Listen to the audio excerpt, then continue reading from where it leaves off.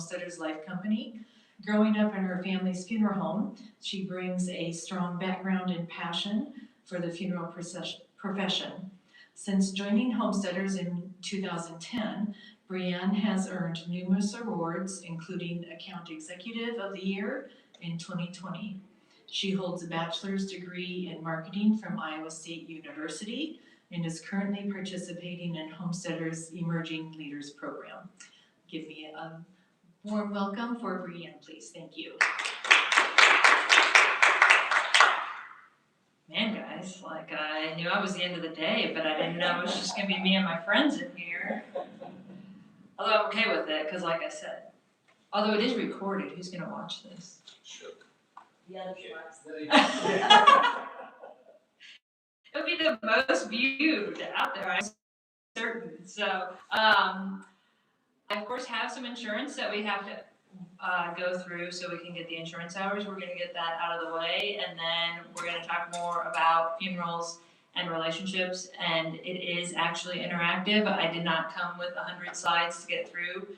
In the next 2 hours, I have 50 slides, so we don't have a ton of content. I really want it to be more conversational, so I'm excited to see, like I know almost all of you in here. And the other thing is, I just feel like we can get some more out of it when we have those conversations. The relationship side is actually going to be not only just with our families, but also at need and pre-need, and how we can kind of help form those relationships as well. So, a quick little agenda. We're first going to talk about me, although many of you in here know a lot about me. And then we'll do that pre-need insurance. We're going to talk about a business case and explore those impacts of pre-need on funeral homes. We will do relationships. Like I said, we'll do at need and pre-need, and then the pre-need conversation, and then an alignment at the end, kind of bringing some things together. We can do a break. So it's technically 50 minutes, break 50 minutes. Or we can power through and into like 5:10. So I don't really care what we do. I'm just letting you know. So when we get roughly to the 50-minute mark, I'll see how everybody's feeling and we can keep going, or we can take that break. I will throw Ron DeMars under the bus for a minute because I gave him a little bit of grief for not introing me. But the last time I spoke here 2 years ago, I did not do a break, and at the end he goes, "You do realize in 2 hours you can take a 10-minute break." And I was like, sorry, nobody told me this. I do know that because we do it on CE at Homesteaders, but I didn't think about it in person. So a little bit about me. As stated in my intro, I grew up in my family funeral home over on the western side of the state. Just recently, in the last couple of years, my parents actually sold that to Molly Green. Molly and Charlie will actually be here tomorrow. I graduated from Iowa State. I'm a huge Cyclone fan, so sorry to any. Actually, I really love the Hawkeyes. If you're a Husker fan, then we'll have some issues. And I've been at Homesteaders for the last 16 years. So I have done everything from entering policies is where I started. I was in marketing research, and at some point today, I'll talk to you about our pre-need motivators. And so I worked with Pam Cleese on some of that. And then I was an account executive with Mr. Joe, who's moved from the great state of Colorado to the great state of Iowa. And now I'm in training and development, and I've been here for the last 3 years. Some objectives that we're going to cover today is understanding the pre-need insurance fundamentals. Like I said, that's the really fun part of what we're going to talk about today. Explore why pre-need matters for funeral homes. I think there's a lot here that we can talk about.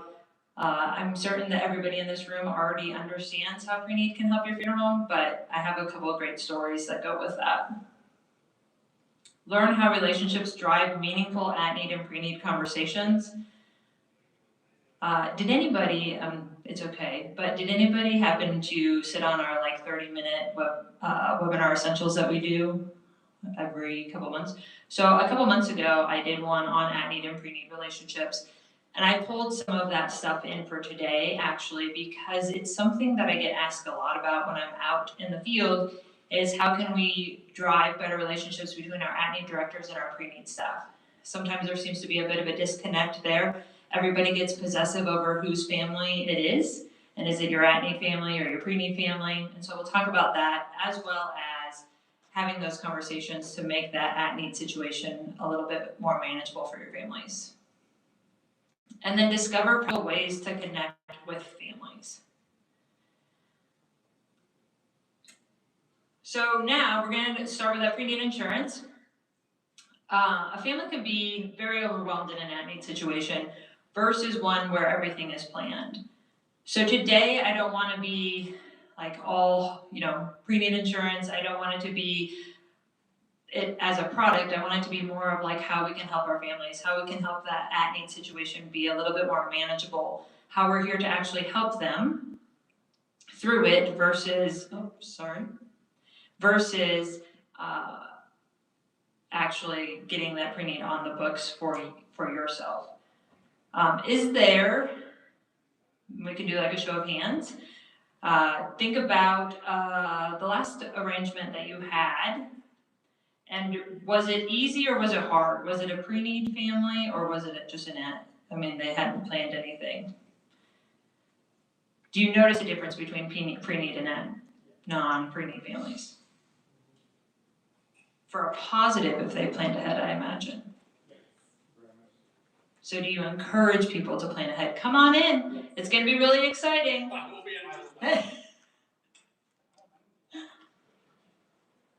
So that's what we're going to talk about here, is about pre-need insurance being more of a tool to help your families versus an actual product.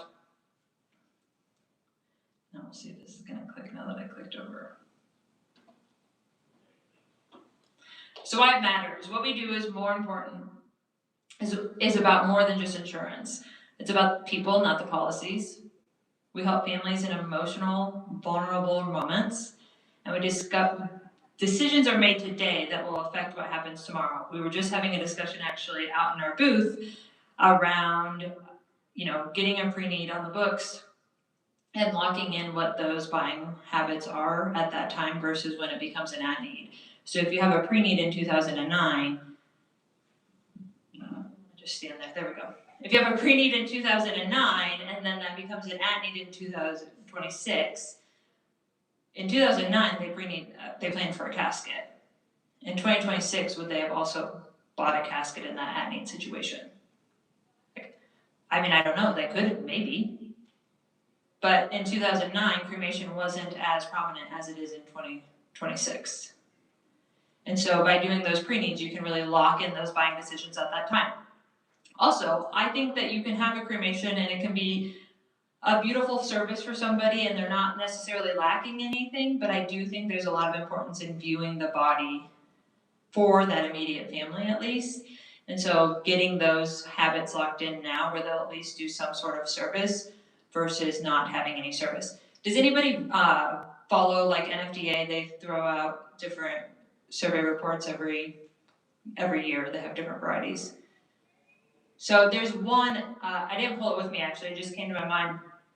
I think it was 2025 consumer habits maybe, I can't remember what it was.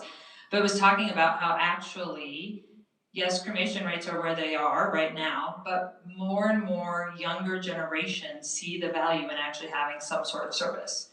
Now that service isn't maybe what you're used to, it's not maybe in the church, where it was when you started in the funeral profession, but they want to have some sort of service with that death. And so I think that's really great for us as a profession to know that services are coming back, that people, may want that nostalgic feeling. I'm not sure what it is. I know as a millennial, there's a lot out there about, when I grew up in the early 90s, there was a lot of like, you went to the park by yourself and you prank called. Actually, one of my friends just sent me hey, do your kids prank call? And I'm like, no, we don't have just a phone line. Like, they'd have to come get my cell phone for that. Things like that I think people are really trying to bring back. And so I'm kind of hopeful that not only will that come back to childhood, some of those things, maybe some of them can stay back in the 90s, but also like bringing back the importance of getting together and having that connection versus having everything virtual.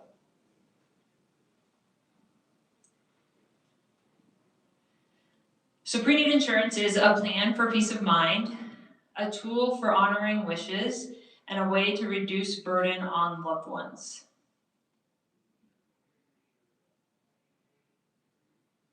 what Preneed looks like today, more informed or sometimes overwhelmed families. How many of your families come in and be like, don't worry, I know what I want. I looked it up online before I got here. I'd be interested. Okay, where are you at, sir? I'm in Parker, South Dakota. Oh. Yeah, just got I was gonna say, and what kind of reception do you have in Parker, South Dakota? What is it close to Sioux Falls? Where? I'm southwest of Sioux Falls, about a half hour. So you're like in between Sioux Falls and Sioux City? Yeah, I'm closer to Sioux Falls, yeah, to the west. Okay. What funeral home are you with? Off Main Street Buildings. Oh. Jessica's my agent. You're with Pioneer? No. No. I'm on the other side of the fence. Okay. South Dakota, I was just thinking, but welcome to Iowa. Yeah. Yes. You're eastern side. Southeast. Okay. You're here in Des Moines. Fort Madison. Okay. Southeast Iowa. Okay. Des Moines. I was mostly just wondering, so how many people are in Parker, South Dakota? In town? Yeah. 1,200, but I cover the whole county, which is about 8,000. Okay. The reason I'm asking this is I'm wondering for you, so my family funeral home is in a town of 1,500, so very similar to your situation. Also cover a good majority of the county, which is probably very similar to your number. I'm wondering what the difference is between like your families coming in versus here in Des Moines. Your towns, Oskaloosa and Keokuk bigger than 1,200, 1,500, but what are your populations? Okay. 9. Okay. I'm just wondering what the difference is between what I would say is rural to like modernish to then urban.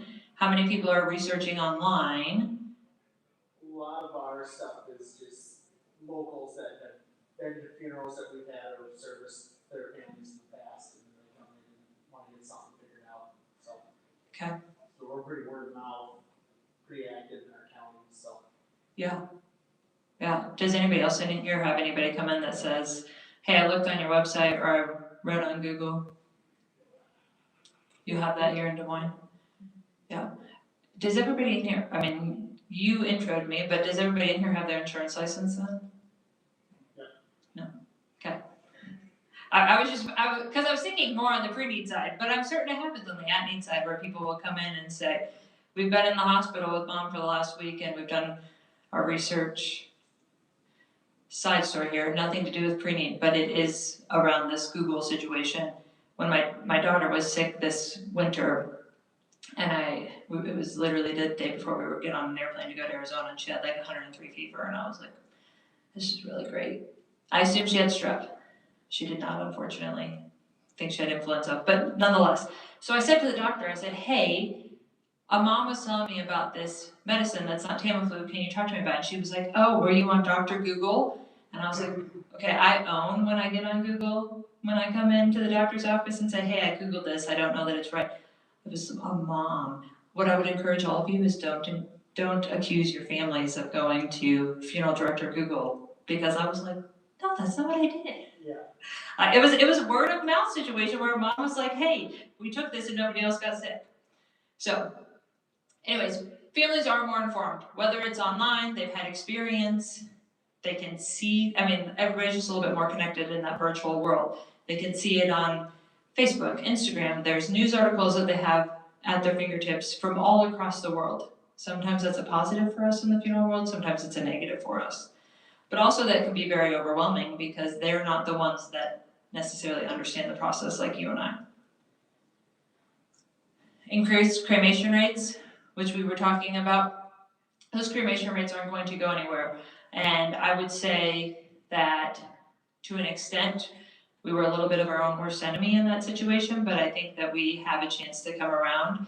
And when families come in and say, "Hey, I really want a direct cremation," that term came from us, that didn't come from them. But we can take that and say, "Hey, listen, I love that you know what you want. Let's talk about your options," because cremation can look different for every family. Sometimes if we take that as like an order taking, like, oh, they know what they want, I don't have to explain this. 6 months down the road, they could be talking to their friend who buried their mom, also cremated, but they had a full service.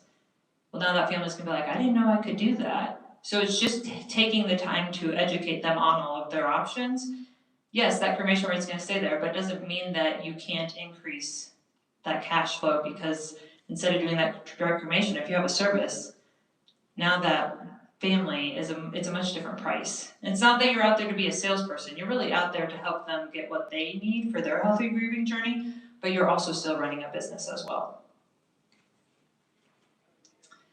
More price transparency and comparison. I found this one interesting. I know it's accurate, because I know that people want to know what they're getting. But also there's tons of studies out there that would tell you that as long as the value is there, a lot of times the price doesn't matter. But we do still have price shoppers, we do still have families that are very aware of that and they want to make sure that they're getting the best bang for their buck. I only brought one of them because I believe we will be rolling out a new one soon. But we do have the Preneed motivators, and they're probably even in our booth out there. But in 2023, which was our last survey, the one that will be coming out will be 2025, 17% of people looked online before they went to make any arrangements. 73% were looking for price or cost. However, also in 23, 74% of our respondents only looked at one funeral home. So although of the 17% that looked online, 73% were looking for prices, of all of the respondents that responded in 2023, 74% of them only looked at one funeral home. So I think that's a really interesting number to just think about, because a lot of times people hear it almost every time I'm talking to an agent or a funeral director or a funeral home owner. Oh, we just always have price shoppers. They always just want the prices. What do we do when they call? I was just in Texas a couple weeks ago and we were talking about price lists. And they were like, if somebody calls in and says, hey, I need to know the price for a cremation, what do I tell them? And I was like, well, what do you tell them first?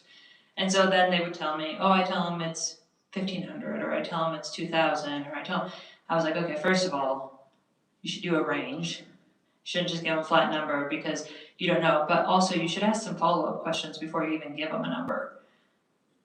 You know, what kind of cremation are you looking for? Cremation has a variety of options. We can have a service with that.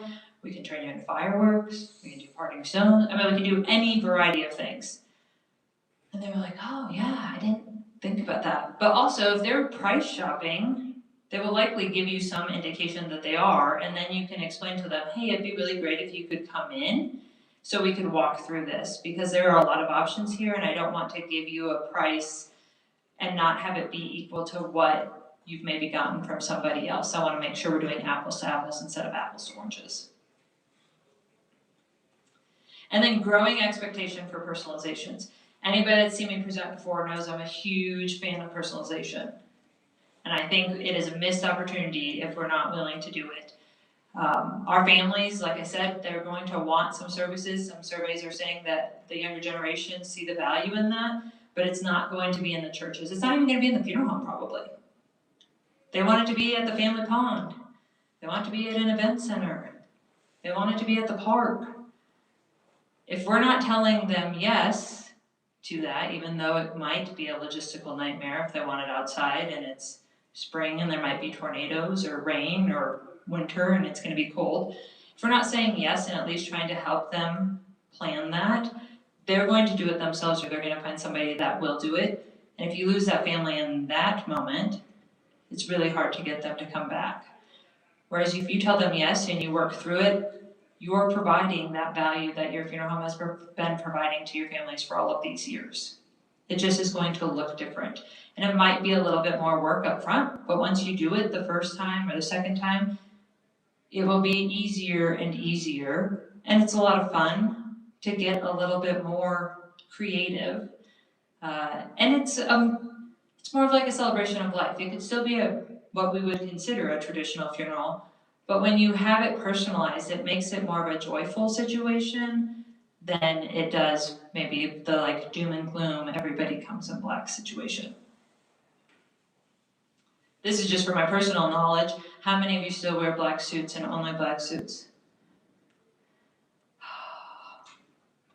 You'll have my heart in this room. Oh, you're a black suit person? No, navy blue.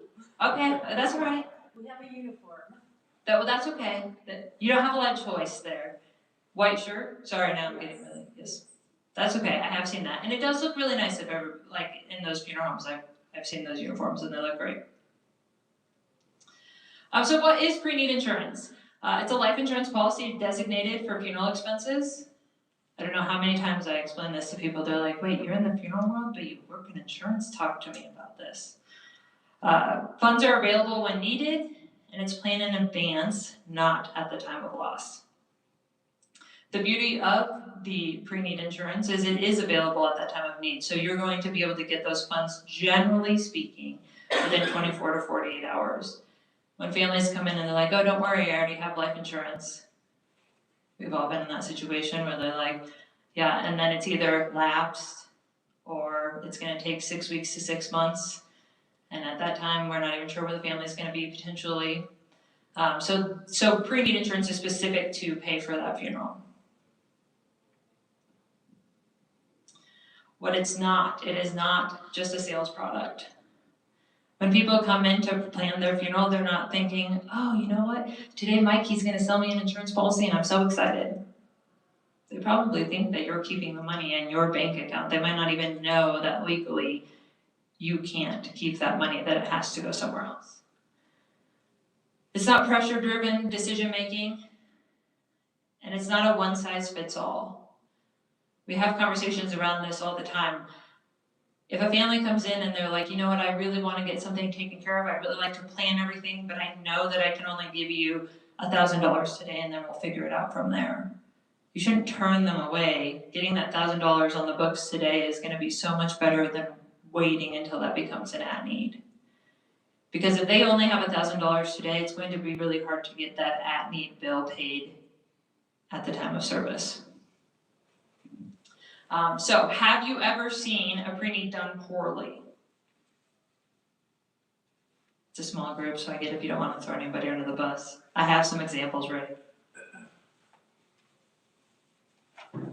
I did have an agent once tell me that her owner was like, you should spend no more than 30 minutes with a family.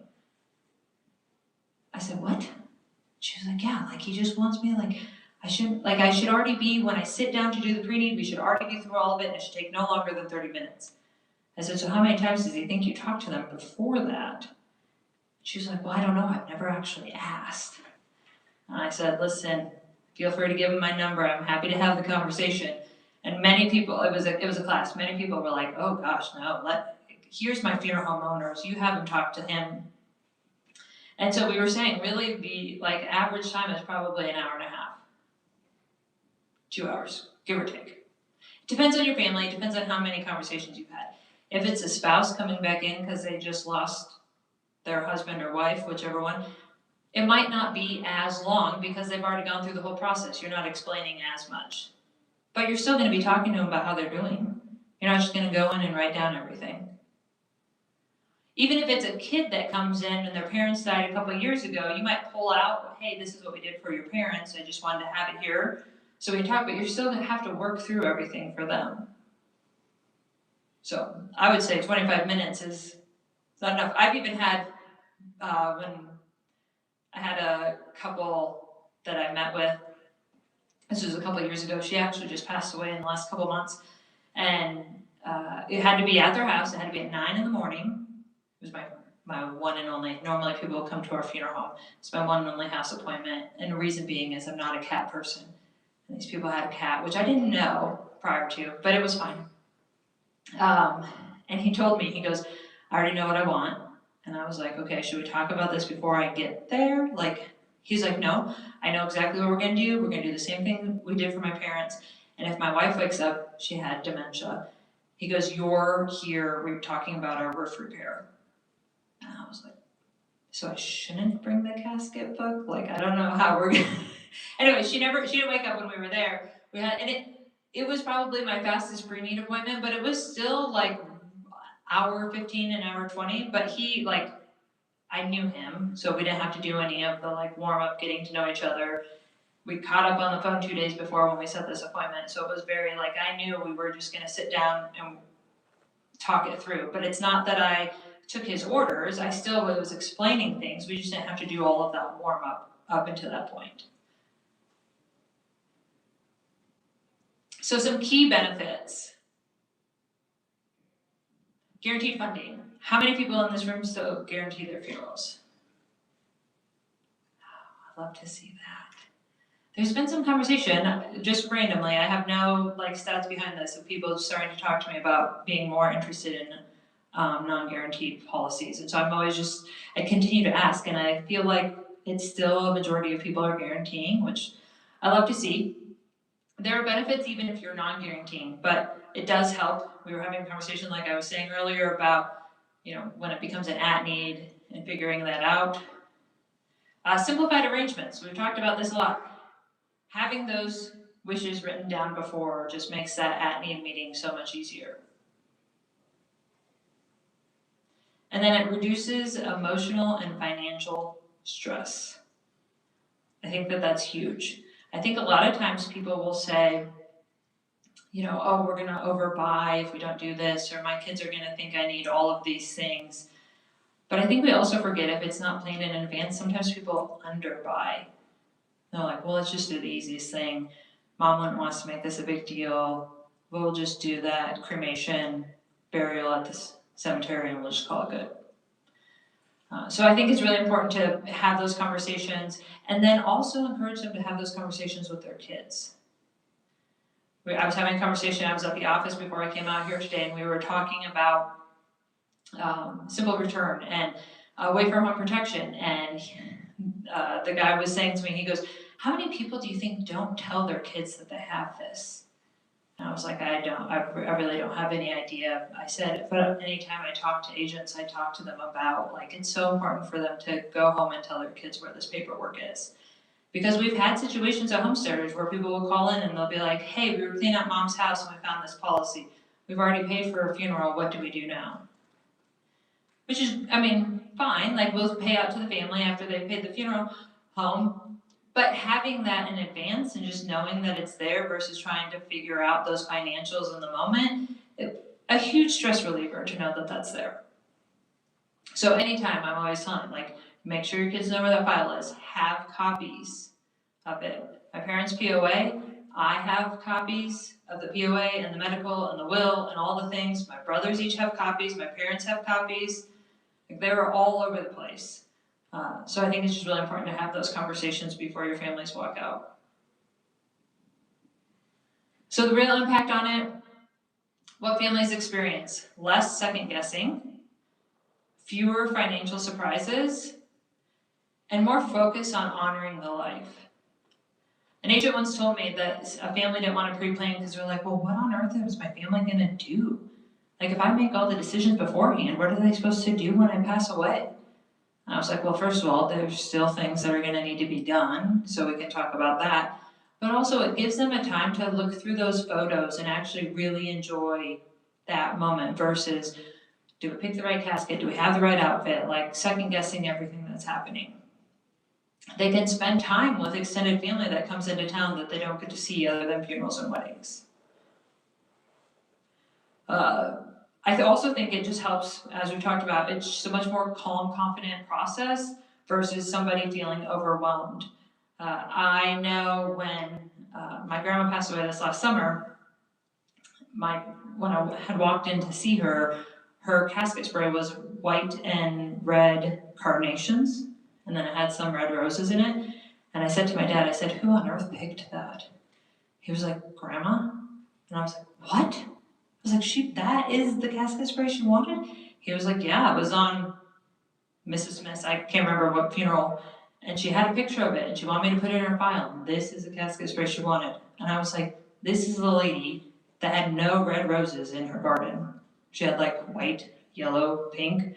She also had, I'm pretty sure it was a hibiscus thing, and she would literally count the blooms and the colors, and she would write it in her calendar.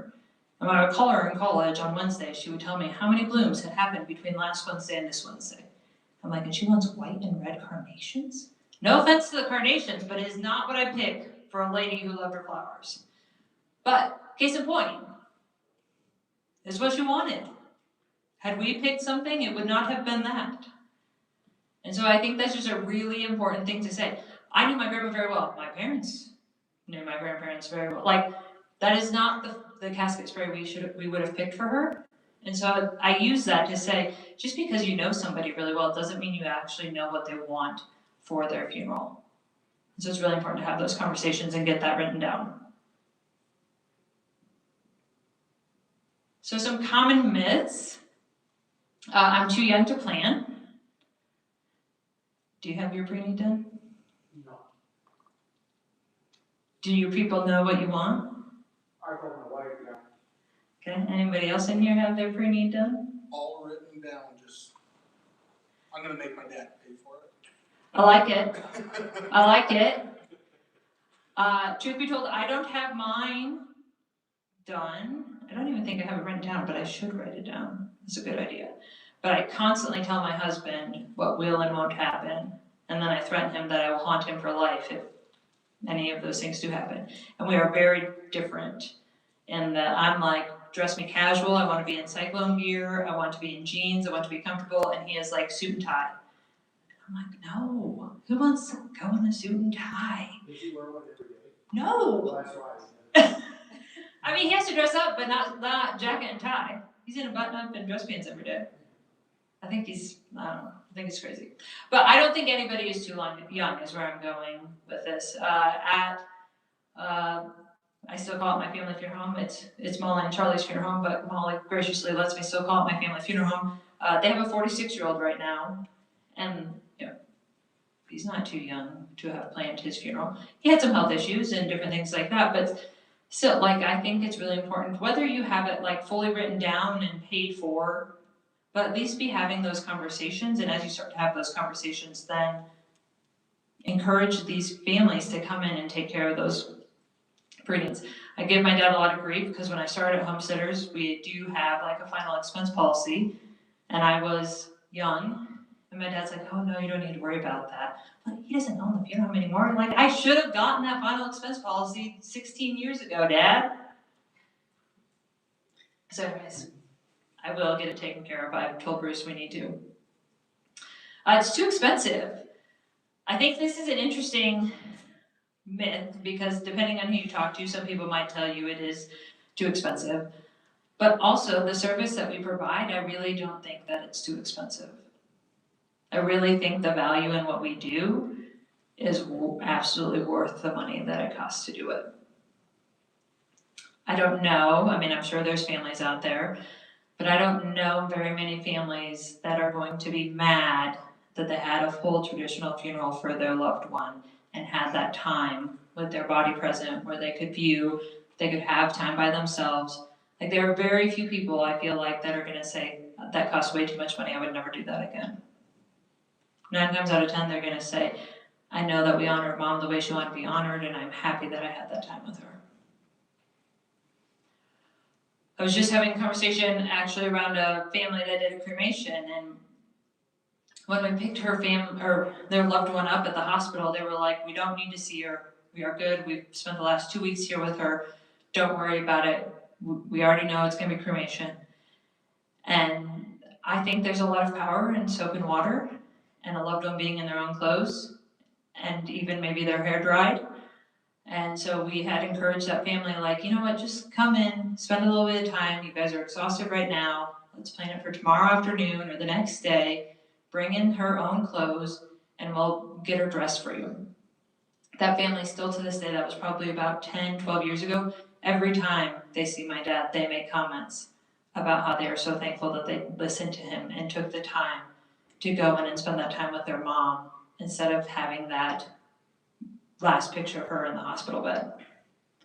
So I just don't think that when you give the family that experience and that service, that value there, they're not gonna come back and say, oh, this was too expensive. My family will handle it.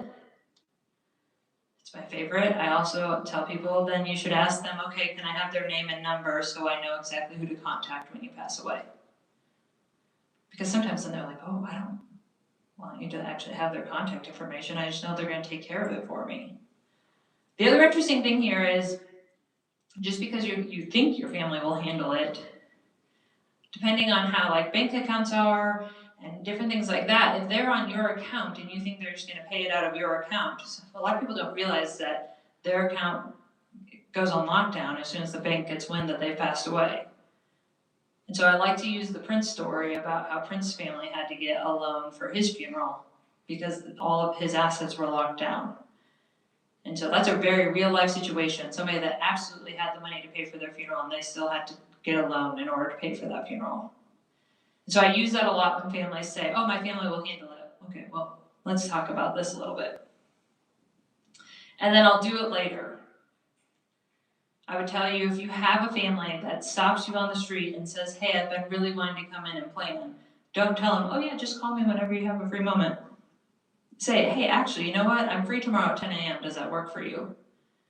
And get them to come in right away because they're thinking about it now. If you remember in 3 months that, oh, you know what? Bree told me at the grocery store she really wanted to come in and plan, and you call her, she might not be feeling it anymore. And then what, something could happen to her in the next 2 weeks. So getting them to come in is when they say that they're interested is huge. So why objections happen, they're natural parts of the conversation. I think that's something that we forget sometimes. They are also a signal of interest, not rejection. So a lot of times when you get an objection, it's not because they don't want to, they might just have other questions and they don't know how to ask them, and so they're saying like, oh, you know what, I think I just need to wait. But if you really drill down into what they're saying, sometimes you get it. Sometimes it's, hey, I really just want to tour the funeral home because I want to see what all happens here. I mean, it's not like you give backstage tours very often at the funeral home, and people are very curious about what we do. They don't want to act like it because they don't want to feel morbid or they don't want people to think they're weird, but people are very interested in what happens. They're also an opportunity to build trust. So if somebody does say, hey, I'd really like to think about this, or I think it's too expensive, take that time to say, do you have some more questions? Like, I'd love to make sure before you leave here that you have all of the information. And sometimes just like opening that up, it leads them into, well, my dog at home is sick and I'm just trying to think about that, but I know this is really important. And it spirals into something that's actually not an objection. They just want somebody to listen for a little bit. So you can reframe those objections. So planning equals control, not fear. Letting them know that, these are going to be their wishes. Small steps still matter. So anything that you can get, maybe you're just writing down their wishes today and they'll maybe pay for it later. Also, that it's a gift to a loved one. I think that's something that we often overlook. Having your funeral all planned and paid for is a huge gift to your loved ones. I put a couple tools there on the side. So there's Lyra, which is listen, isolate, respond, and acknowledge. It's a really good, it's easy to remember, but it's also easy to do. And then feel, felt, found. What both of those really are going to help you do is nobody wants to feel alone. So if they know other people are doing it, they're much more likely to be like, oh yeah, you know what? Sally did say she was here last week and she felt the same way, but after she got this taken care of, she really felt a lot better about it. The other thing I would say is, really just take that time to pause. I'm the worst pauser. I like to talk all the time. But taking the time to pause and think about it and letting them actually think, they'll start asking you questions if you can sit and just wait for those questions to come.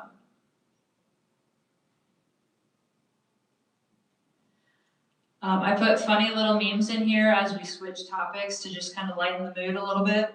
We're through Preneed insurance, but this says, at my funeral, take the bouquet off my casket and throw it to the crowd to see who's next. I really enjoyed that. I also love that my friends send me these as they come across them. So we're going to talk about the business case of it.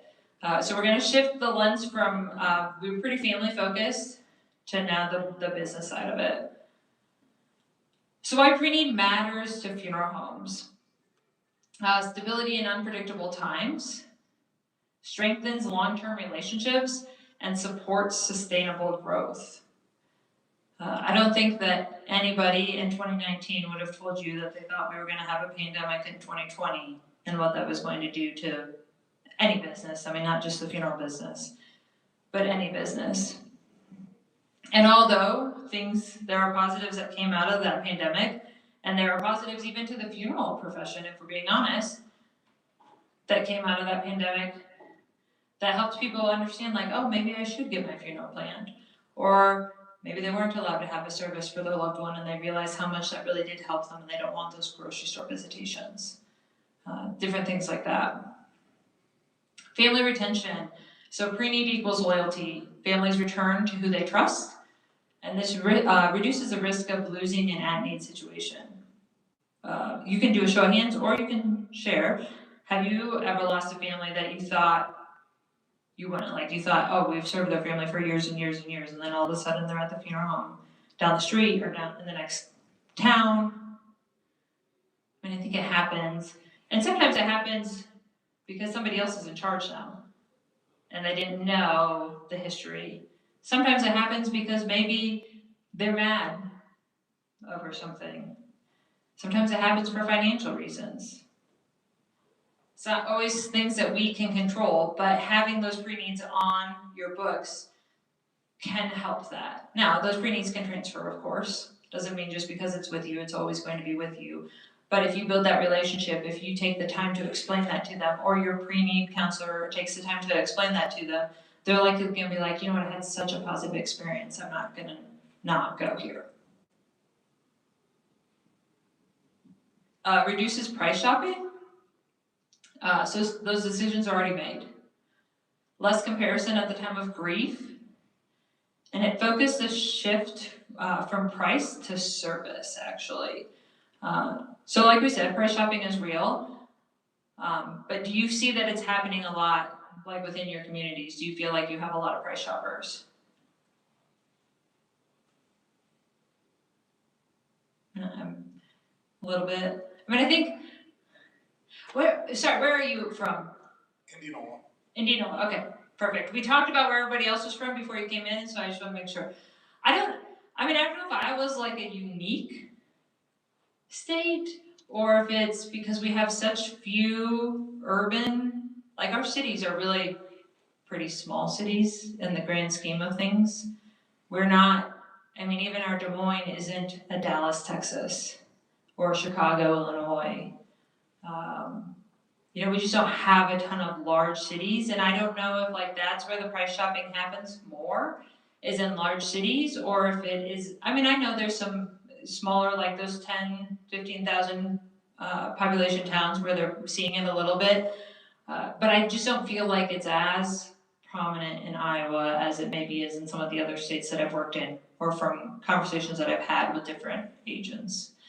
How many people are in Indianola? Somewhere between 18 and 20,000. And quite honestly, the price shopping isn't necessarily in traditional service. It'd be more so on cremation base, and maybe not so much people that are in a church. It'd be the people that are kind of looking for that, like after 5 format. So they want a celebration of life, but they don't want the full service. And do we do it here at the funeral home? Is there another venue in Indianola or in the surrounding areas that we might be able to accomplish this? And that's where that price shopping comes in. And I think it's a good thing. I mean, they're pushing those barriers and what we should be trying to help provide as an industry. So yeah, I love your outlook on that, and I think you made a really great point. Price shopping is maybe more common with non-religious or non-church affiliated. Non-traditional. Yeah, non-traditional. Yeah, I would agree with that. So I think that's huge. Some operational benefits. So better planning and forecasting, smoother at-need process, and clearer expectations for both your staff and your families. In this room, do you have separate pre-need people? I mean, I know everybody has their insurance license in here, but are you a pre-need and an at-need person? Yes. Yes. No. Do you also just have pre-need people, or you're you have a pre-need person too? Okay. I think that also makes a difference on that clearer expectations for staff and families. on both sides. Like if you're the one person that wears all the hats, like you have all those relationships and you don't, like, you know what your families want. You remember sitting down with them, unless they're like old preneeds from way back. But also I think there's a lot that happens if you have a preneed person who isn't also at need, and just having that open communication around, what that preneed person got from that family and having those notes written down, making sure there's a really clear process there so you're hitting everything that they talked about during their meeting.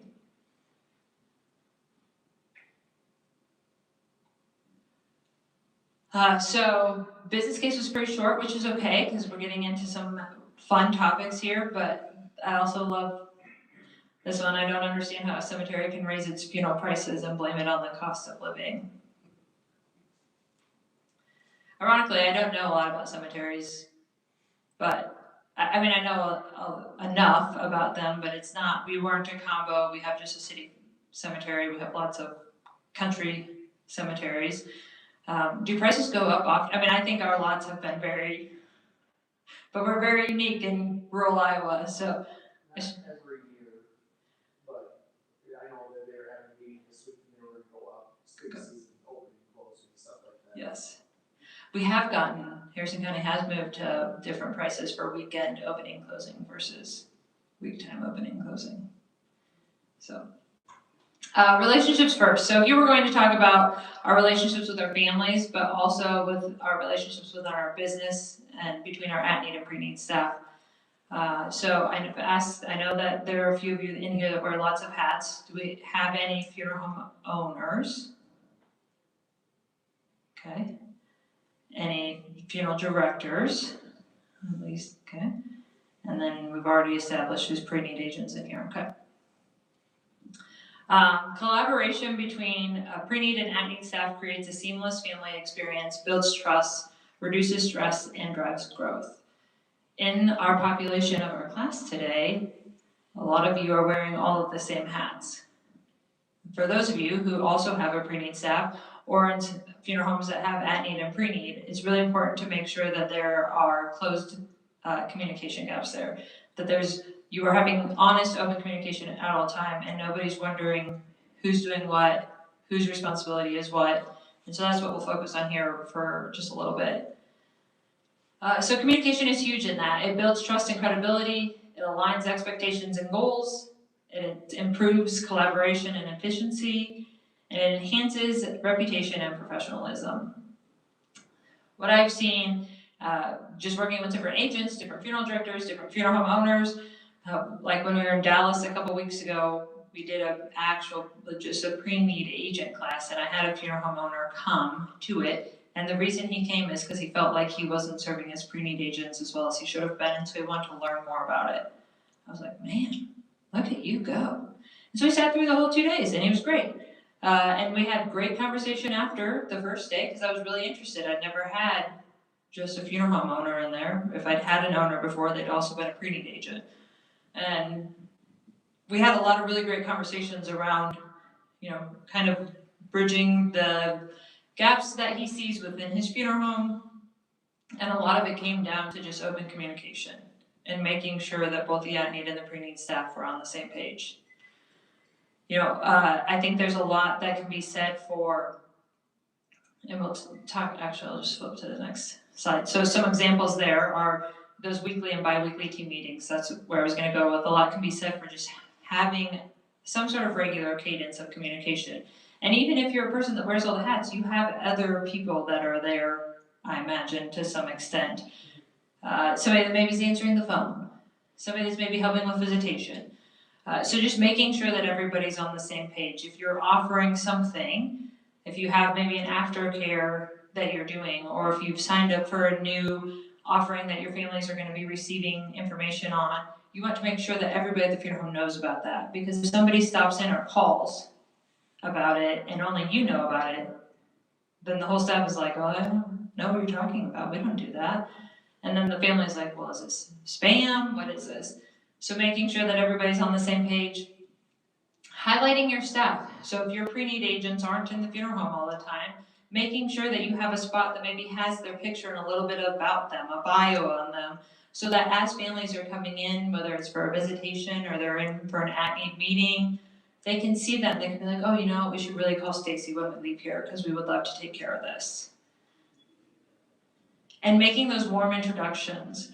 There's a funeral home that I worked with over in Nebraska, and they're really good about, in an at-need situation, they always have a pre-need person in the room. And they help make that connection right away, so that then when aftercare starts, that family has already met their pre-need counselor that's going to be reaching out to them with aftercare information. And so I think for those of you that have that option, I would highly encourage you to have those warm introductions and encourage collaboration between both pre-need and at-need staff. So an at-need and pre-need staff communicate, understand each other's challenges, and share ownership of the family experience. Collaboration becomes natural, and families receive better care. So from that, we're going to actually shift back into kind of our families. So also, much like in an at-need and pre-need situation for our staff, trust is everything also with your family. If there's no trust there, it's going to be really hard for them not only to want to come back and use you again in the future, but to have a successful service. So people buy from people they trust, especially in emotional decisions. So making sure that you're open and honest with them. Emotional intelligence. In pre-need conversations, remember awareness of emotions, responding versus reacting, and creating a safe space. I remember my very first pre-need moment, or pre-need conversation with it was a lady, and I knew her well. We cried, we laughed, we joked. There was a moment where she got a little bit testy with me because I was pushing a little bit hard. I would not have done it if I didn't know her, but her thing was just she didn't want she's lost 2 children, just 3, she's lost 2 in separate accidents. And she was talking to me about how when her daughter Allison passed away, she was so thankful that my grandparents had allowed her, she slept in the funeral home next to her daughter's casket. And so she was talking about how much that meant to her that my grandparents let her stay there with Allison. And so she's going on and on and on. And so then we get to talking about her service, and she's like, nobody will see me. And I'm like, okay. And I'm like, I'm just gonna talk for a second. She's like, I want an immediate cremation. I don't want any services, and Jared can just take my ashes home. And I'm like, okay, so let's just take a step back here for a second. You talked about how important it was for you to have that time with Allison when she passed away. I said, now I understand that was a tragic situation and that she was your daughter.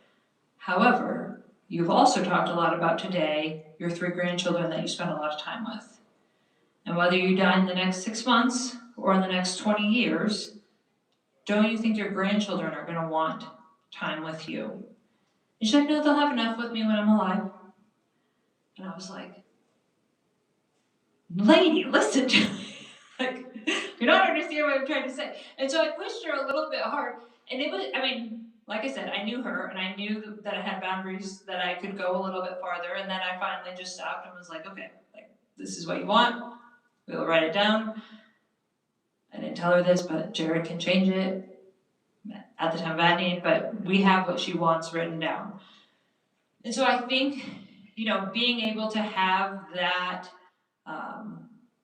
awareness of their emotions and awareness of where they're at, and especially if you have some of those conversations and some of that past history, you can come back and be like, okay, I just want you to think about this for a second. You said you had this with Allison, now you don't want that for your grandkids to have with you. And having that, I think is huge. And then I also think it's really important to let people know, whether in an at-need or a pre-need situation, but probably more so in a pre-need situation, that's okay to have that range of emotions. Sometimes after people sit down at a pre-need, they're like, man, this was a lot more joyful than I expected. I feel like I should be sad. And it's like, no, you can be happy. It's okay. Now, when this turns into an at-need, you're going to have different emotions. But this is a happy situation because you're alive, you get to make those decisions, you're going to get the service that you want. Listening versus leading. Listen first, always. ask thoughtful questions, and avoid rushing to solutions. I've already said that I talk a lot. I'm probably the worst active listener in this room. I truly actively work on it at all times. With my kids a lot, I try really hard. And I have found that when you really try to stop and just like be in the moment, you're not thinking about the 100 other things that you need to be doing, it is a little bit easier to really just listen first.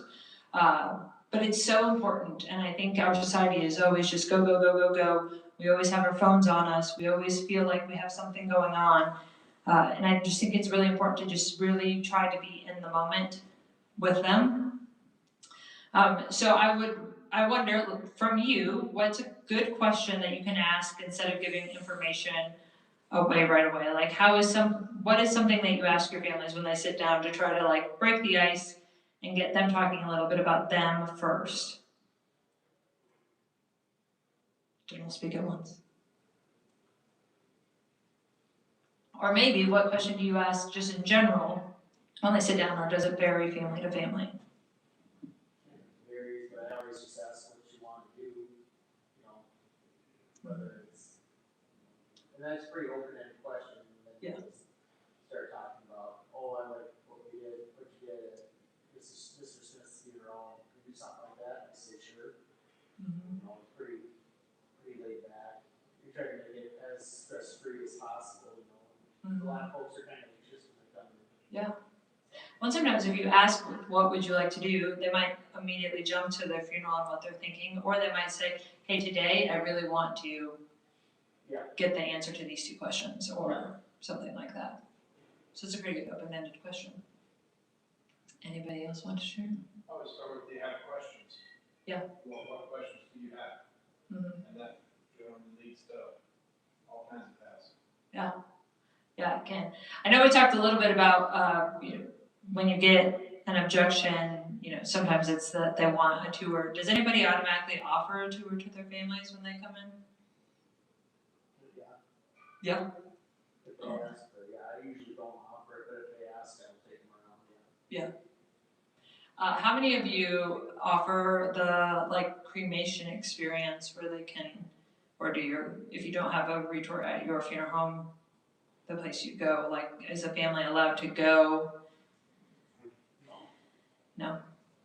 It's okay. I know it's becoming a thing, so I'm just mostly intrigued by it more than anything. During the ball, we usually doesn't deal with families, so it's just your own. Yep. Yeah, same for us. Anybody? I don't know that I offer it to them, but I just let them know with the cremation process, if there's anything that they would like to know further, that we're not trying to hide anything. And if they, want to go a little bit deeper into it, they're more than welcome to. And, if they start asking me questions, it's like we have a special viewing area and try to explain it, but I don't know that I necessarily offer it unless it's just kind of comes up in conversation. And by special viewing area, do you mean actually before they go in for cremation? Yes, we actually have a window. Okay, I was thinking. And watch the person being placed into the crematory, but once the door closes, you can't see. Yeah. They can push the button if they want to.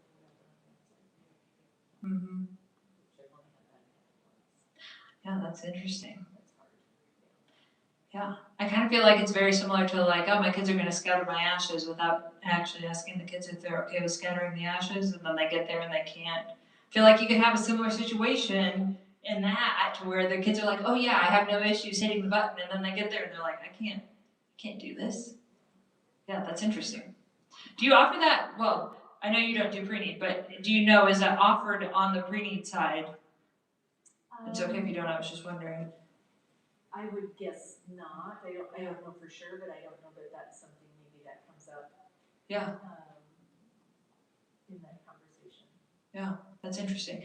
Yeah, I was just having a conversation with a fellow home service employee, and he was talking about cremation experience, a place that he had visited out in Tennessee, and so I was like, oh, and so we were kind of talking about different things, and I was like, I wonder if it's taking off. I knew that Isles had something similar to that. And so I didn't know if there was anywhere else, like I said, our family funeral home where we do our cremations, it's very similar to what you said. It's our vault company actually that's, but no family wants to be back there. Yeah. I can attest, I've been there, so. So what families are really saying, I don't want to burden my kids.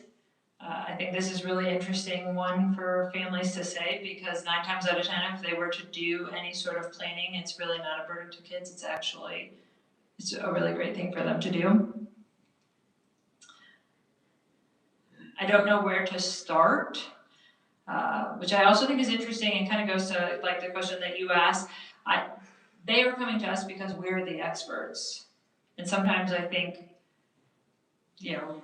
we're very humble. We don't want to necessarily think that we're the experts, but I think it's important to remember, like, we're the ones that I didn't go to mortuary school, but for those of you in here that are funeral directors, you went to mortuary school. Like, this is what you trained for in helping your families. For those of you that are Preneed people, you went through the testing, you've gone through the training to know how to handle these conversations. And I think it's just really important to remember that they're coming to you. It's much like when you go to your doctor, you're going to them looking for answers. They're coming to you looking for answers. And this feels uncomfortable. Nobody wants to talk about death.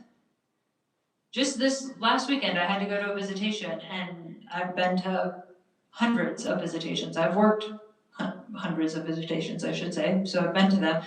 And I still sometimes, when I'm walking through the line, I'm like, what am I gonna say? Oh, I'm so sorry for your loss. Like, even in the profession, I still claim up in those situations. And I knew this person well. And I told him, I'm really sorry that you lost your dad. He was great. I talked to his wife about a couple memories I had with him. But it's uncomfortable. Nobody wants to talk about it. Which is why sometimes they're probably weird around you when you are like, oh yeah, I'm a funeral director, or I work in the funeral profession. When I say that, sometimes people are like, what? What do you do? I'm gonna do a quick, is everybody doing okay? Because we're at the 1 hour mark. Do we want a break or do we want to power through? You can. Feel free. You're not offending me. If you need to step out for a minute, it's okay. Okay, we're gonna power through. 5:10 is gonna be our time. You good back there? I guess I didn't. You told me you were at the funeral home. We already clarified nobody in here was an auditor. So meet families where they are. Everybody has different life stages. There are people that are going to want to come in and plan at 50, and you shouldn't be like, holy smokes, what are you doing in here? You're too young. Be like, hey, you know what? I love that you're in here. But make sure you talk to your friends about how easy this was. Different readiness levels. Sometimes people want to come in and ask a bunch of questions first before they make any decisions, and then they'll want to come back in 6 months or a year, or when something happens in their life that makes them feel like, hey, you know what? I should go take care of that right now. And everybody has different fears and motivators, and I think it's really important to just, like I said, meet those families where they are and not make them feel uncomfortable because of whatever their motivator is or whatever their fear is. I had a guy reach out to me, and his wife refused to come in, which I thought was interesting because normally it's the other way. But the reason he wanted to come in is because he had lost a coworker, and he watched his coworker's kids go through the whole planning process in an at-need situation, and he refused to let his 3 boys do that. He's like, I can't get Kay to see what I'm trying to explain here, so I'm just going to come and take care of it for us. I'm like, okay, that's great. He was like 52. I think that's why he couldn't get Kay to come with him. She didn't experience that funeral the way he did, and he was like, we are not doing this to our kids. And so I helped him through it, we got it taken care of, but then I also told him, I was like, hey, and I knew him, and we were joking at the end, I said, hey, don't forget to tell your friends how easy this was. And he started laughing. He goes, don't worry, I'm gonna go home and tell Kay, she should have been here, because it was really great. So, I just really love this. When you go to a social event, you're the only mortician. I also love Wednesday Addams, so. All right, the pre-need conversation. So when conversations start, they start after service. families are likely gonna have some sort of trigger on why they're gonna come in and meet with you. Community events. It could just be that you happen to sponsor local, your Kiwanis had a pancake feed and your logo was on the placemat. And they saw it and they're like, oh, you know what, I really wanted to reach out to them. I'm gonna do that.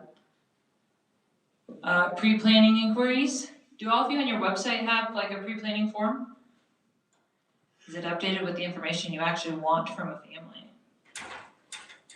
Happy to see some head shaking, yes. And casual everyday conversations. You're in the grocery store, you're getting gas, you're maybe at the cemetery marking a grave, and somebody else is at the cemetery dropping flowers off, and they're like, oh, Marcus, I really meant to call you. I'd really love to come in and talk to you about this. Being open to those conversations. Will just walked out, but I would have said this, but he was in here. I went to ICCFA a couple of years ago, and on my airplane ride down, I ended up sitting next to this guy, and we were going to Tampa, and he was from like Vermont. I mean, he was clear across. And so we were talking, he was a single guy, he was about 55, and he was telling me that he has nieces and nephews, and he has all of his paperwork in order, and he has all of this land, and he was giving it to, I think he was giving it to like some national park, or some state park out there. And so we were talking about different things, and I said, oh, well, you know what, I love that you have all of this in order, have you planned your funeral? And he was like, well, no, like, it's just my nieces and nephews, why do I need to plan my funeral? And I was like, well, what are they gonna do with your body? He's like, I don't really care. And I'm like, okay, you've done all of this planning, you have all of this prepared so your nieces and nephews don't have to worry about where your land's going and how to handle this and that. But I said, you haven't even considered. So we had this whole, it was like a 2-hour flight. We had this whole conversation. And so when we were coming down the escalator to the baggage claim, I happened to be meeting the other homestairs people there, and they were dying laughing because I'm like, as we're coming down, we're chit-chatting, and I'm like, okay, don't forget to call your local funeral home when you get home. And they're like, did you seriously I was like, yeah, we just spent the last 2 hours talking about why I need to plan this funeral. And so I just think in those just casual conversations, that's sometimes where people get more benefit from it because it's a no pressure situation. I couldn't help him really per se. I mean, I could give him some advice about going to his local funeral home and some options that he had, but I wasn't really trying to sell him anything. I was just trying to get him to see the importance of you taking care of all of these other situations in your life. Now let's take care of your funeral so your nieces and nephews don't have to.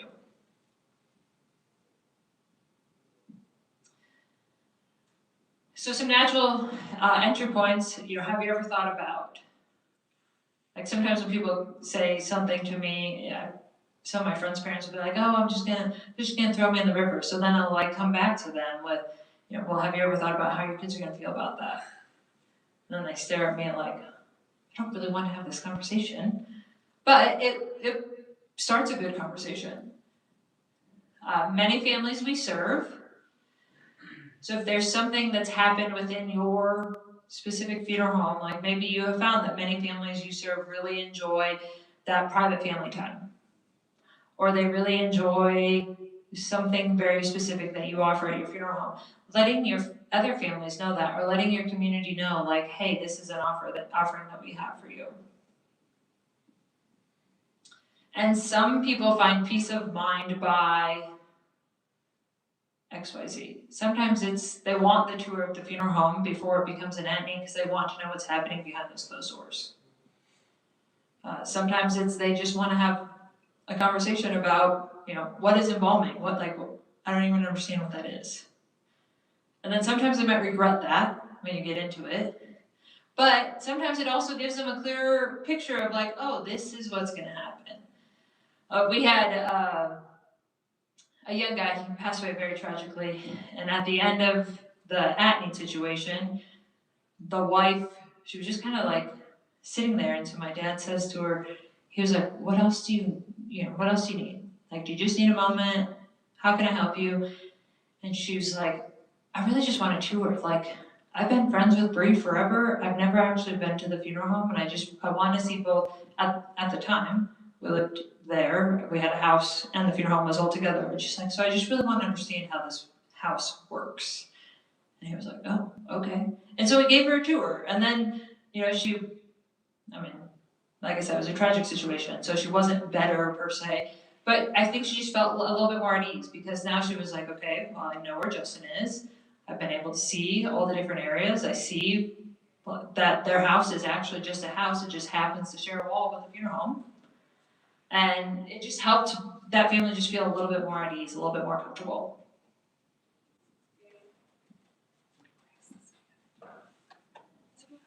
Language that builds comfort. Keeping it simple. You know, it doesn't have to be super detailed. It doesn't have to be in the weeds. It doesn't, like, you know, if somebody wants to talk about embalming, you don't have to be like, okay, well, this is where we cut, and this is how long it takes, and this is what's gonna happen. You can keep it pretty high level and still give them what they're looking for. Avoid jargon. Don't use a term that they might not understand at all. Or if you do use that, explain exactly what that is. And focus on the family and not the product. You know, I often, when I'm talking about either pre-need or at need, I talk a lot about like the healthy grieving journey. So what do we need to do here so that your family can get started on a healthy grieving journey? You know, viewing the body is a huge thing, in my opinion, for a healthy grieving journey. How can we make that work in your service? What is it that your kids are going to need? You know, depending on the age and the situation of what you're working with, if you're working with somebody who has cancer and they've been given 6 months to live, how can you just help them have a little bit more ease going into this very unknown territory? We had, this last summer, we had a 36-year-old gentleman, dad, husband, pass away, and he was diagnosed with cancer in March and he passed away in June. And I remember I was talking to the wife, and her and I, she would tell you the same thing, haven't always been like incredibly close. My best friend now that I'm an adult was her high school best friend, and so there's always been this like weird thing that she didn't want to give up. And so anyways, but when her husband Ryan passed away, all my 2 youngest kids and her 2 youngest kids are in the same grades. And so I just reached out to her and I said, hey, you know, thinking about you, I know that there's a lot going on. I know you have a great support system. Just want you to know that we're here. And I worked his visitation, and I mean, I gave her a hug when she walked in, but I wasn't like in her face. I didn't do anything. And it was probably about a month after he passed away, we were at a friend's pool and her kids were there. And so I texted her like the next day and I said, hey, we really enjoyed swimming with the kids yesterday. Just thinking about you today. And you know, I hope that today is an okay day. I'm not gonna say I hope you're doing great. Like, she's 36, she just lost her husband. She's raising 3 kids that are 3rd grade kindergarten and or 3rd grade, 1st grade and TK.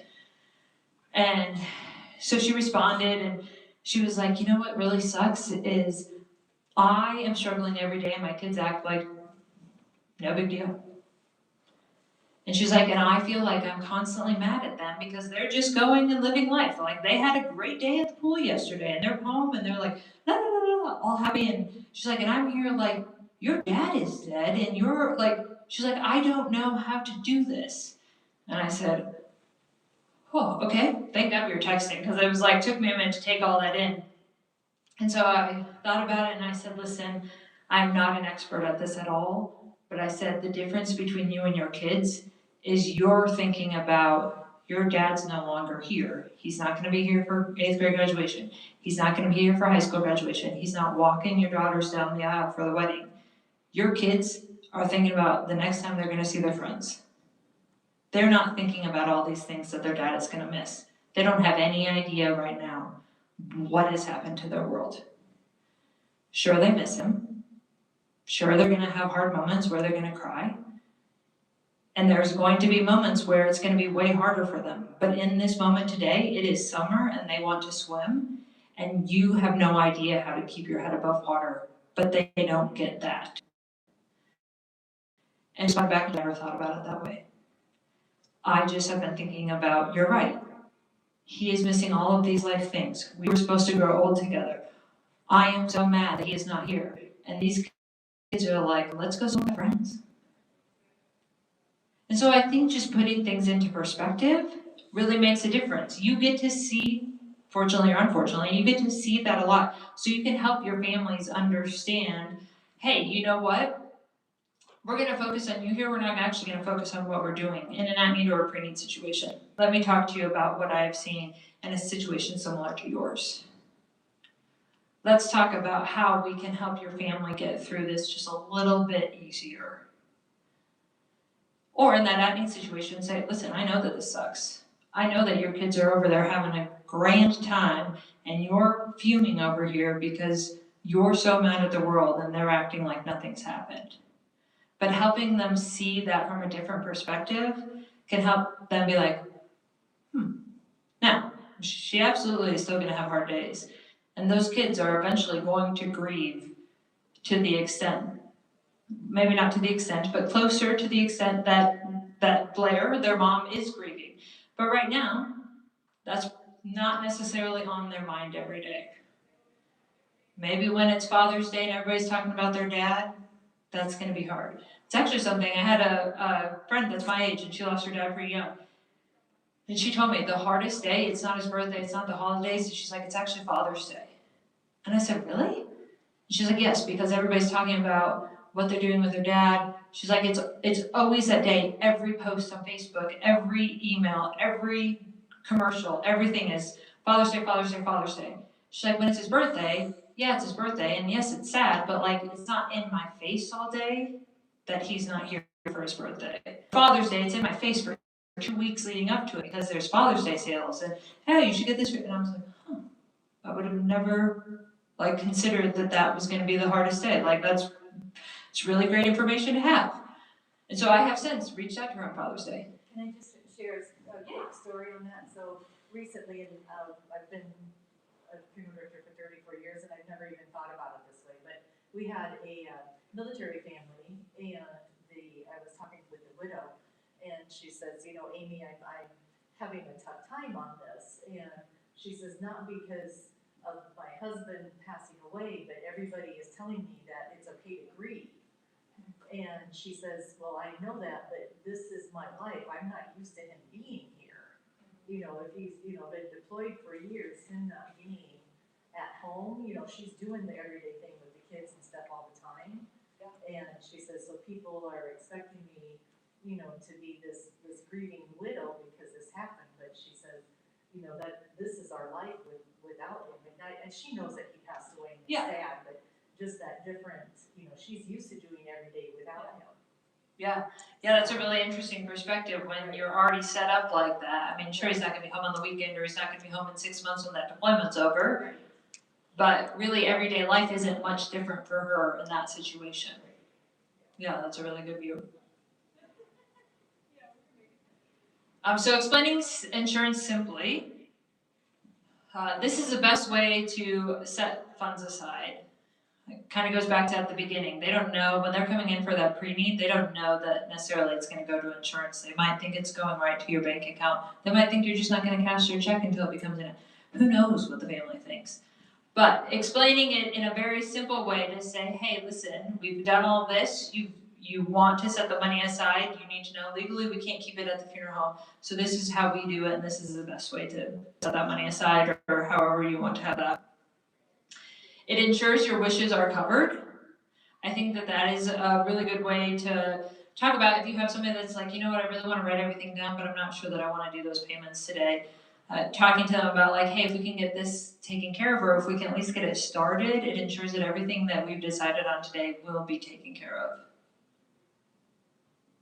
Or it removes decisions from your family later on, which we've talked about quite a bit, and I think it's a really important one. And then partnering with your funeral director. So, you know, those roles really work together, which we've talked about, that at-need and pre-need, you know, making sure that you guys are always on the same page in the situations where you have both at-need and pre-need staff. Your shared goal is you are serving families, and it's not my family, it's not your family, it's our family. And if we can work together, that family can have a much better experience. And it's not competition, it's actually collaboration. And I think that there's a lot of great partnerships that can happen when everybody at the funeral home, it doesn't even necessarily matter between pre-need and at-need, it's just getting anybody at the funeral home that's going to be working with that family on the same page so that they have a very seamless, smooth experience. I think my dad actually sent me this one. They're out hunting and it says, "That's good of you to stop our hunt to show your respect." And he says, "Well, we were married for 35 years. So now we're going to talk about alignment. Working together, insurance plus funeral homes equal a better outcome. Having that insurance benefit is huge. We talk a lot about on the Preneed side, explaining that cost of insurance or the benefit if you're making payments on that insurance policy and it's maybe a 5-year policy, but at year 3, you're still going to get that full death benefit. You're not getting that if you're putting money in the bank or if you're doing something like that. So it's really important to have those conversations around the benefits of insurance. That makes it easier for you as a funeral director or funeral home owner, that now you don't have to go back to the family and say, "Hey, listen, I know that your mom picked this $10,000 funeral. We actually only have $5,000 and now we need an additional $5,000 today." And unified experiences for families, again, goes with that at-need and pre-need experience. And consistency matters, so same message across all touch points. Having everybody on the same page, clear expectations set early as well, and I think it's important to also to have those clear expectations with your families. Like I've had a lot of conversations on both an at-need and a pre-need situations where sometimes it's nice to just lay out the agenda. Like after you kind of do the meet and greet and you warm up either in a pre-need or an at-need situation, say, "Okay, listen, we have, quite a bit to get through today. I just kind of want to lay out how this is going to flow." Because then everybody has the same agenda in their mind and they know exactly what's going to be coming next. Sometimes it helps to write it down and you can kind of check off, "Hey, look, we've done this." Sometimes just saying, "Okay, we've talked about X, now we're going to talk about Y." I think that's important both on the family and then, of course, on your staff side as well. I'm going to tell just a quick funny note here when you're talking about staff. I think it's incredibly important if you have a way that you want something to be done specifically, that you actually share that with the people working your funeral with you or your visitation. So there's no tension. I won't name any names because none of you people are in this room. You'll all probably assume I'm referring to my father. But I think that there are moments where it's important to make sure that everybody at that funeral knows what's happening and knows exactly what you expect them to do. I like to give my dad some grief, but I attended my aunt's funeral, my great aunt's funeral, and I showed up in a dress, maybe similar to this, but I had a jean jacket on and I had tennis shoes. And I knew I could go a little bit more casual to the funeral because I knew that her kids were going to be in jeans. And so I knew it wasn't a big deal and whatever. And I was sitting in the back of the church and all of a sudden my dad comes up and he's like, "Hey, you're going to escort the family out." And I was like, "I'm going to what?" He's like, "Yeah, come up with your mom and I think it'll just work better." And I'm like, "No, I'm not dressed as..." There was 30 people there and 25 of them were family, so it did not matter. He was like, "No, come on, Aunt Vicky loved you, I think you should be a part of this." And I was like, "Could you have not called me last night and said, 'Hey, by the way, I'm going to have you work tomorrow instead of attending'?" And he's right, the family didn't care. I was better dressed than most of them.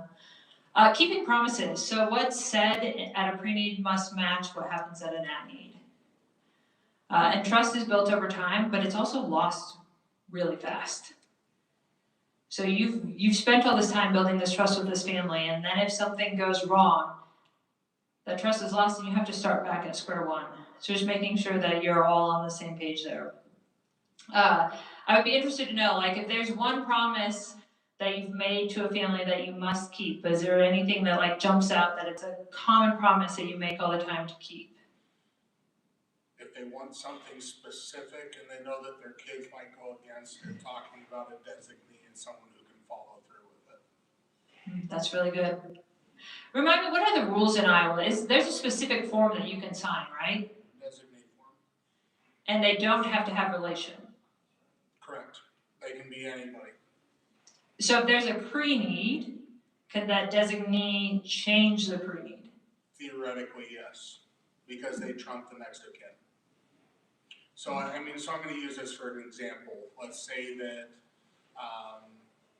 mom wants to be traditional service and her kids are looking at dollar signs at the end of this and, you know, mom has a bunch of property and they're gonna sell and, well, you know, kids just don't talk to mom. And mom knows that there's an issue here and knows that the kids will likely cremate her because they are the next of kin, they are all on the same page. She decides that she's going to enlist one of her friends as the primary designee and then another friend from the church as her alternate designee so that her children don't have any say in what that final disposition is gonna be. It's gonna be the friend and the alternate designee. I mean, obviously, as far as the rest of how the trust is settled or the estate settled, that has nothing to do with us as funeral directors, but from the promise of somebody that's making that prearrangement to that family member, explaining to them, I mean, the next of kin or the designee, you're right, they can change it at any point in time, but if there's a concern of your family changing your wishes, unless somebody is a designee or an alternate designee. Interesting. I had heard about that, but I never had actually asked the questions. Do you see it happen frequently? I mean, anybody in here? More and more every year. I mean, those family dynamics are a little bit wild, so I can see there really being a need for that. Is that who has to sign then? Like if they are cremated, does the designee have to sign or is it next of kin? Designee. Huh. And so I don't see it as much in the family turmoil of it. What it is it's, let's say somebody's coming in and cremation is what they wanna do anyway. But they have 4 kids and they don't talk to 2 of them, and they do talk to 2 of them, and technically in the state of Iowa, you have to have a majority of next of kin for that cremation authorization. By enlisting one of the kids as the designee, then at that point, I don't have to try and track down the other 3 kids. I just have to have one person sign it and it's the designee. And generally, that's how we're running into it or using it, but every once in a while, you have somebody who's concerned about what their final wishes are gonna be and how they're carried out. That's really interesting. South Dakota have something like that? Not No. like a designee, we just try to get, if there's someone to be cremated, we have to try to make an effort to get all of the kids to sign off on it. Yeah. But, and most of the time, everybody's agreed on that part. They usually just fight over the farm at that point. But if there's concern, like in that example of the Yeah, kids I wanting just- to come in and change from a traditional burial down to a cremation, what would you do in South Dakota to protect the insurance Well, wishes? if it's somebody's coming in and they got a policy that's written, that's, you know, what we're doing unless it's, you know, and if I always say if they're gonna be cremated and change their mind, they have to let us know. But if it's traditional, and then they're gonna be cremated, you know, we have to, you know, maybe ask a few more questions, cause no one came in the last 5 years to tell us that's something different. So, and most of the time, I tell them it's already paid for, so you might as well just do it, so. Maybe that's not the right way to do it, but they got 15,000 set aside for the funeral, and it's a guaranteed policy, it's your multiple, they're not gonna. I mean, another way that you could combat that too, I mean, every once in a while, we'll have a family come in and say something like that, but then what they don't realize is, let's say the mom's on Title 19. Yeah. And she's living in a nursing home. Sure, you can change it to cremation, you in theory are giving this money back, but it's not going to you, Yeah. it's going to the state. Yeah. I mean, so you either follow through with what mom's wishes are, or we can just refund it all to the state. Yeah. I think families don't get that though. I think they see, They do, sometimes but- they see, oh, there's $15,000. I can take this down to a $4,000 funeral and I can take that money. But in that situation, it just goes back to the state. And I don't think people get that. So that's really interesting. Long-term relationships, so ongoing communication, staying connected with families, being present beyond the transaction.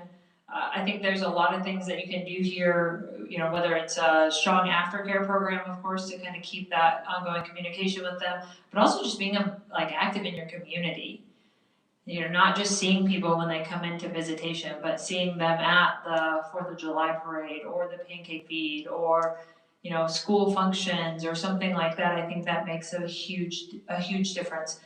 You said that you cover your whole county. Are there other funeral homes within your county? You just happen to be the preferred? There's on the south end of the county, there's a chapel from another funeral home, but, I'd say 90% of it is us. Yeah, so I think that's huge. I've seen it happen in a few different funeral homes where it's a similar situation where maybe there's 2 funeral homes within a county, and they're smaller counties, but if you have one funeral director that's out in the community and in multiple communities, that's gonna be the funeral director that they're gonna call versus the funeral director that's just seeing them at visitations. And so I think that that's a really important thing. And I think it's really important to also remember, whether it's pre-need or at need, like that's just not a one-time transaction. You've helped them through one of the hardest days of their lives, whether it's the first time, the 5th time, the 10th time, you want to be there then for that next time as well. So some final takeaways, pre-need is not about people, it's about pre-need is about people, not about the policies. Relationships drive everything, and trust creates long-term impact. I think that everybody in here understands that, gets that, and I know you all are really great at your job because I happen to know a good majority of you. Actually, have you been here before? Do you come every year? I would try to cover every other area, I think 2 years ago when I was speaking, you were potentially here. maybe, yeah. I was thinking about that as I was up here. So, does anybody have any questions? I know it's been a riveting hour and nearly 40 minutes together.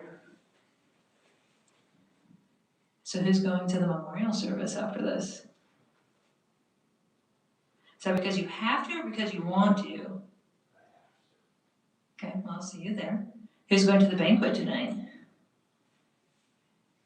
Okay, well, I'll see you all there too. Where are you two off to? Just like, I'm out. It's been a long day. Oh, do you know somebody in Des Moines? I do my mortuary, routine, Oh, and I nice. moved down here for the year, so Okay. I'm kind of familiar with the area, so. Yeah. Yeah. East Village is really 4.5 fun. hours away. I'm Yes, Will. I had a question on, like, your funeral home's websites, do you have a pre-planning section? Because when Bree was talking about, families say like, well, I don't know where to get started, or I don't know what questions, the gentleman here said, what questions do you have? So we're finding more and more families like any shopping experience, they're going online, just like they want to shop for a car or vacation. So making sure your website is geared, like most people go to funeral home websites to see obituaries, but your funeral home website provider can give you the statistics on where families are spending time and see how many people are maybe going to learn about pre-planning, or if you have your prices online. So making sure there's that portal where you can, like, hey, I'd like to get some more information so that they can fill out their name and email address, and then following up as quickly as possible, because again, they're wanting that information now. But we're seeing more and more families start that process on funeral websites and online. How many people do you have your prices online? Like price lists or like ranges? Or like packages? Oh, yep. Okay. You have the price list? If they go through the pre-planning, they can get the prices, Okay. but it's just not on there. You have to fill out like 1 or 2 pages and some information, and then you can get prices. Yeah. Okay. That's when they get to that pricing, is it the true like price list, or is it more like if you go with package A, it includes this and it would be this cost? There's like questions to kind of prompt them as to what services that they want to do, and then it's more like packages prices. Yeah. I think that's great. The reason I asked is because, prices are a hot topic, price shopping, but also the transparency, and people are going online more and more. And so I'm always intrigued to hear what people have, whether it's the full-on price list or like packages like you're saying, or more like ranges, e-funeral is, obviously really great too, so I was just curious on that.